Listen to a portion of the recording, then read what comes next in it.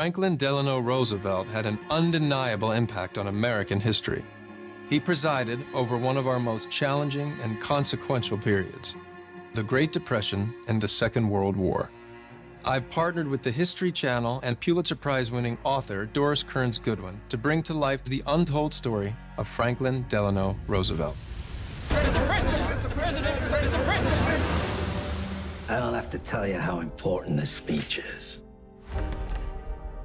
10 seconds, Mr. President. Roosevelt had the perfect conversational voice, could make people feel he was talking directly to them. My friends, the nation faces today a more grave emergency than in 1917.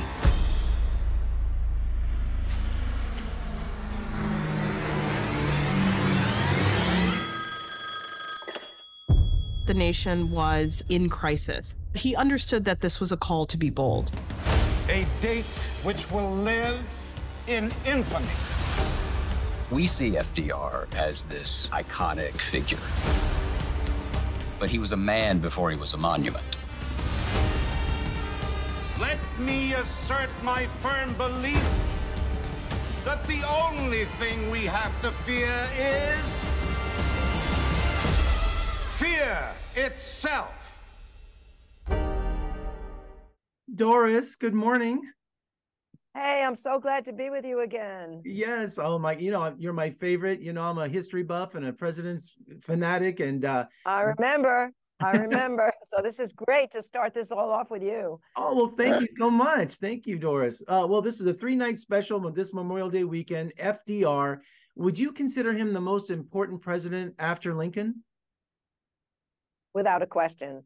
I mean, I think about the fact that the two great crises that he guided our people through, the Great Depression and World War II, and I think even more importantly, just the leadership lessons that he left behind that we can look to in a time of turbulence as we're in right now, that confidence, that optimism, that ability to contagiously make people feel the confidence and optimism he had in himself, and his humility that he learned from polio, the empathy that he had for people who had also had a fate dealt them an unkind hand, the resilience that he showed through polio, and his communication skills were just unrivaled in many ways. And what a great character he was for us to have during that troubled time. And for this 3-night event, you wanted to project a more intimate portrait of FDR, didn't you? Yeah, what we wanted to do is to show the making of a leader. I was at a college campus once, and a person who was a young student stood up as I was talking about FDR and Lincoln. He said, how can I ever be one of them? They're icons. They're on mountains. They're on Mount Rushmore. They're in movies.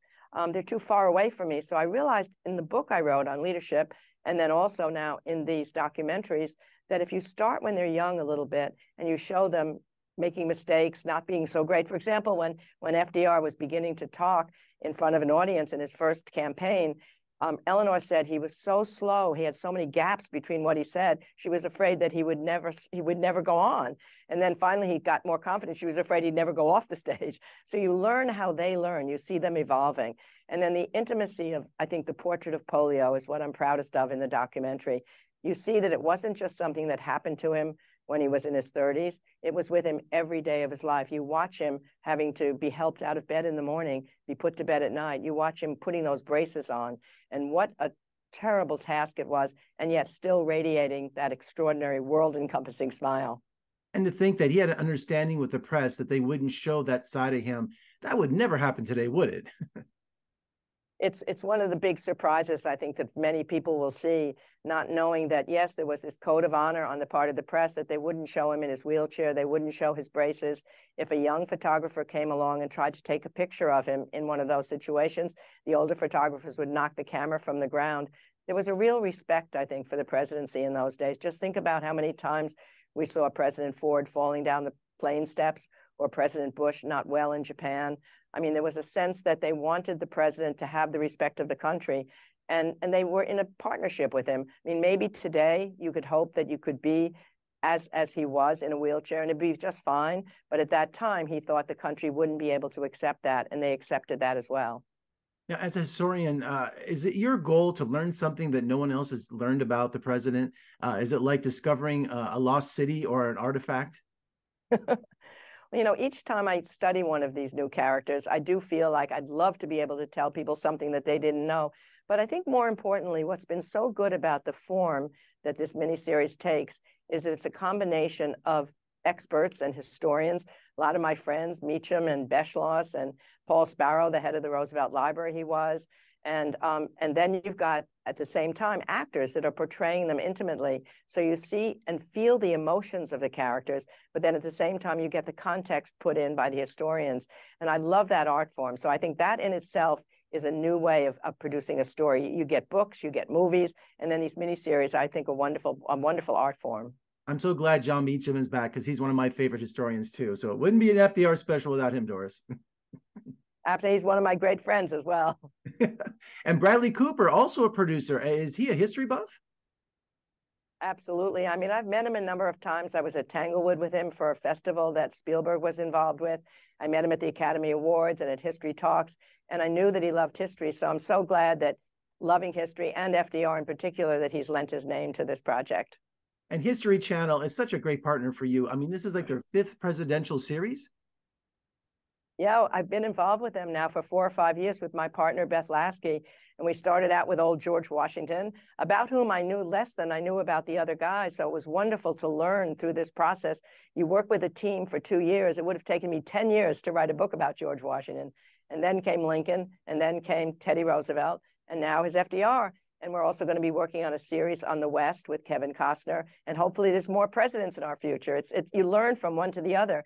I mean, FDR hero was Teddy Roosevelt. Teddy Roosevelt's hero was Lincoln. Lincoln's hero was George Washington. So there's a whole family tree to be involved.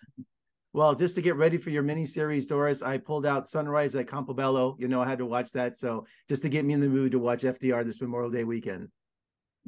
Oh, the polio is an extraordinary event in his life and in the country's life. Think about it. He comes into power when the country is paralyzed by depression. He has been through his own paralysis, and he's able to give that sense that we will get through this together. Sometimes you go through adversity, a country does and a person does, and you're stronger at the end. That's what Ernest Hemingway said. Everyone is broken by life, but afterwards some are stronger in the broken places. That was true of him and true of our country. I don't know what it is, Doris. You bring out the nerd in me, so I just can't wait to watch this special. And I appreciate your passion, and it's always a thrill to speak to you. And let's do it again soon. Thank you so much. Absolutely. So glad to be with you again and again.